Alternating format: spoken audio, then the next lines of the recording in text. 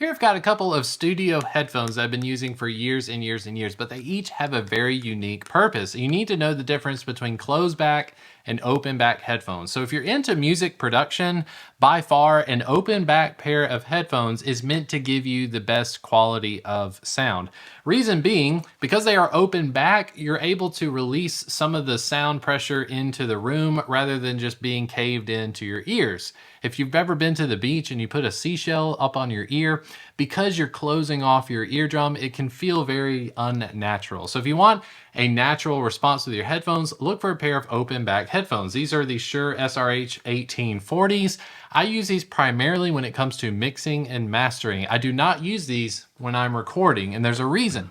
When you are recording music, you typically will record music to a metronome.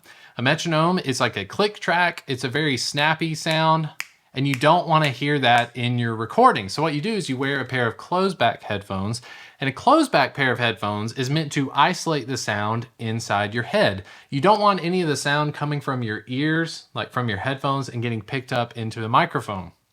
If you're a singer or you're a guitar player and you typically record yourself like acoustic guitar, you're putting a microphone very close to you, you want to get a pair of closed back headphones because you're going to have that isolation.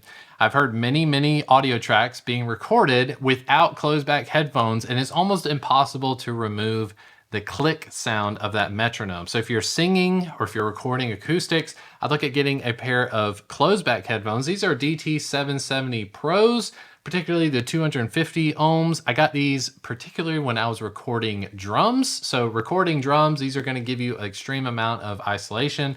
They're very comfortable to wear, but they do not give you as natural a response as a pair of open back headphones. So make sure you keep that in mind when you're making your decisions. Closed back for recording, open back for mixing.